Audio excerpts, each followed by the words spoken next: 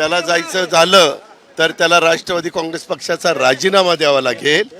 त्याच्यामुळं राजीनामा देऊन कुणालाही कुठेही जाता येतं। कालच माझ्याकडे तो आला होता, त्याला मी नीट समजून काही गोष्टी सांगितलेल्या आहेत, परंतु त्याच्या डोक्यात काही लोकांनी एक हवा घातलेली आहे की तू खासदार होशील। निलेश लंके जाऊ शकत नाही, त्याला जायचं झालं तर त्याला राष्ट्रवादी काँग्रेस पक्षाचा राजीनामा द्यावा लागेल। त्याच्यामुळं राजीनामा देऊन कुणालाही कुठेही जाता येतं। वास्तविक निलेशला पक्षात मी घेतलं, निलेशला मनापासून आधार मी दिला।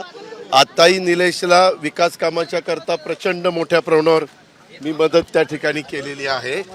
कालच माझ्याकडे तो आला होता, त्याला मी नीट समजून काही गोष्टी सांगितलेल्या आहेत, परंतु त्याच्या डोक्यात काही लोकांनी एक हवा घातलेली आहे की तू खासदार होशील।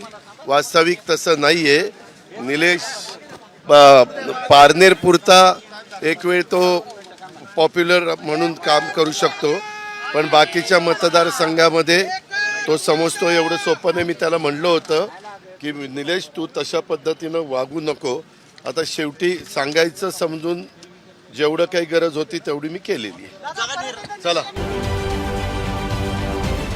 राजकारणातील प्रत्येक अचूक बातमीचे सर्वात आधी अपडेट्स मिळवण्यासाठी सरकारनामाच्या सर्व सोशल मीडिया प्लॅटफॉर्मला लाईक, फॉलो आणि सबस्क्राईब करा। तसंच सर्व नोटिफिकेशनसाठी बेल आयकॉन प्रेस करायला विसरू नका।